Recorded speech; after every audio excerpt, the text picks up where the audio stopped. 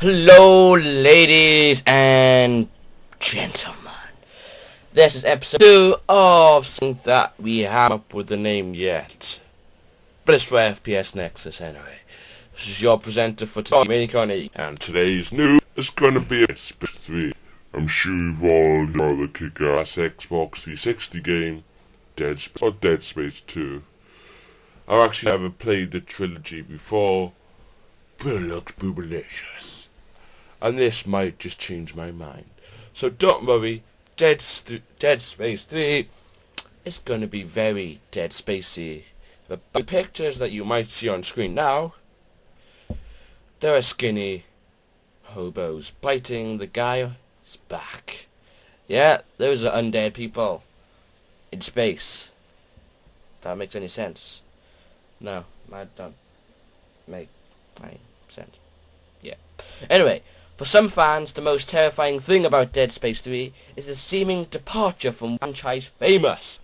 Yes, the claustrophobic corridors, the uncertainty and the tension seemed removed by the frantic fights on the surface of whatever that says. But Tahu is not the identifier of Dead Space 3. The series' next sequel dares to explore the unexpected territory.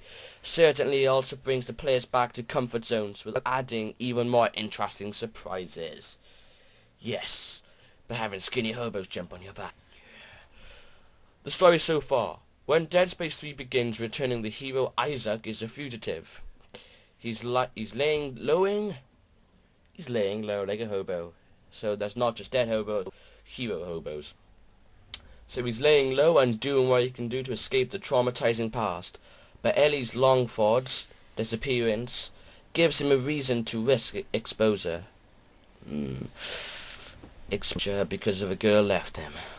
We get that all, don't we, boys? Yes, we do. Before he's drowned to to eliminate the necromorphs for good, he teams up with John Carver to explore the depths of space, as well as another fresh face, a scientist named Santos. Finally an easy need.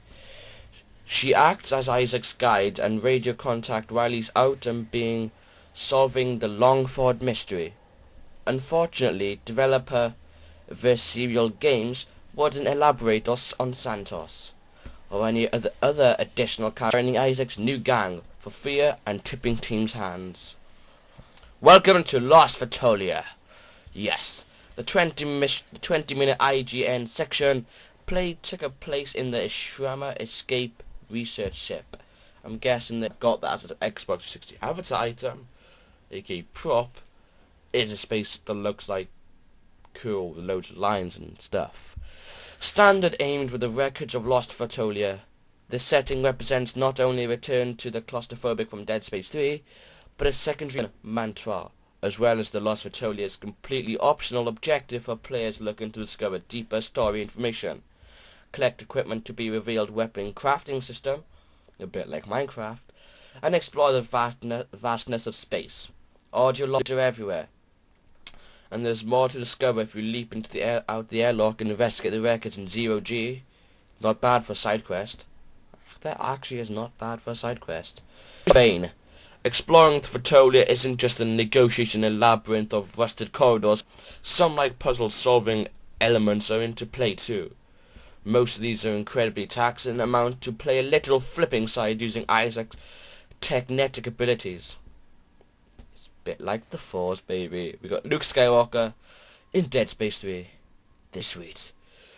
But one puzzle in the section was quite curious, and more in keeping with the spirit of Dead Space. It involves the power box. Opening it reveals a set of circuit breakers, each with a different numerical value. And in order to access the next area of the ship, you have to relocate the power from the ship's lighting and to its CPU.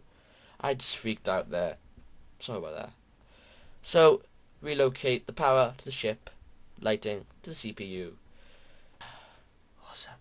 Carrying on. So it's going to be a gentle mental athletic, essentially by it, distributing power from the ship's lighting plunges pockets from the environment forbiddingly into darkness. That once it well corridor now seems somewhat inviting. It's a smart way to interrogating what could be the fairly bland puzzles, and making them into attuned to the Dead Space sensibility.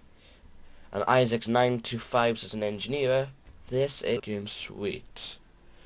Even though I have not played the trilogy before, this is tempting to go by. So there'll be another image on screen with some guy holding a gun, like a boss. Carver is a person.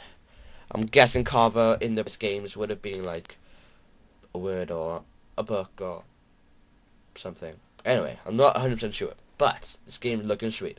Carver is a person. John Carver is not just like an Isaac Clarke clone. John Carver. It's not John. Oh my god.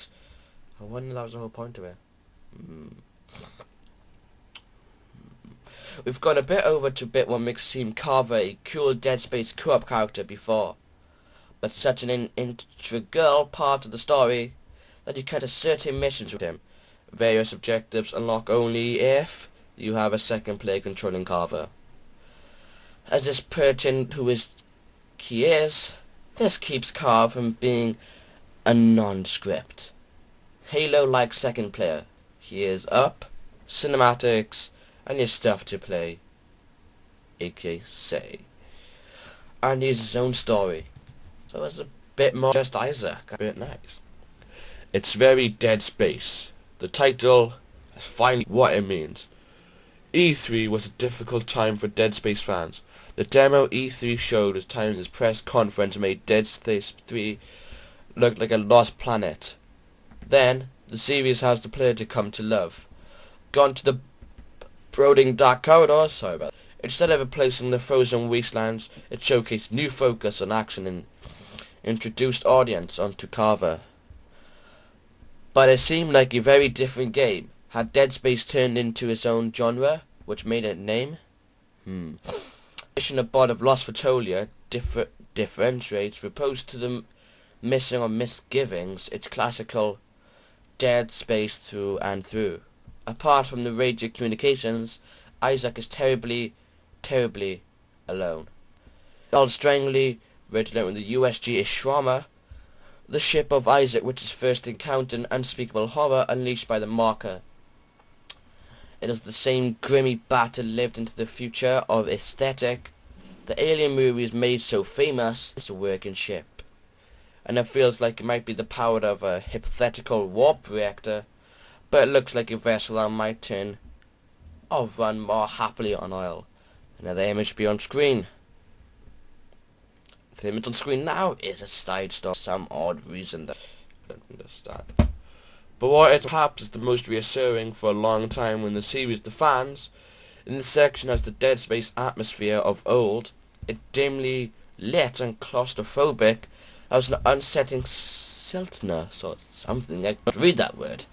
The air in the corridors feels heavy and stagnant, as it was being distributed or breathed for months.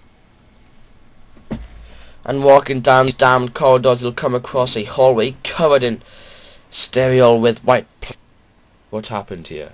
Question mark. Ooh. But perhaps the biggest contributor to the swelling sense of the dreaded brilliantly horrifying sound design, there was a strange brutal yawning in the background, punctured by a sharp dreading string. It's deeply unsettling. Ultimately, the Dead Space 3 will hinge its ability to blend the traditional horror sections, not sections. So it looks like a bit of a Slender, but more animation and less scary. Ooh. Ultimately, the success of Dead Space 3 will hinge the ability to blend those traditional horror sections into what is most intense, action-oriented set pieces. Dead Space 2, but this really well. But the it's upped considerably. Its mode to prove the more difficult for us. The latest demo of Dead Space 3 feels like a heartening stroll down memory lane. As long as the lane is placed with loads of friends and enemies going crazy, family brutally murdered. Yeah. Known something we're too afraid to investigate. Add it to the wiki, guys. So you can go check out the wiki for Dead Space 3. Brilliant site to go. And I hope you enjoyed this episode 2. 10 minutes long of me, baby. Hope you enjoyed, guys. Hit the like button, subscribe, anything. If you enjoy, please check out our videos. That's it, really. Hope you enjoy, guys.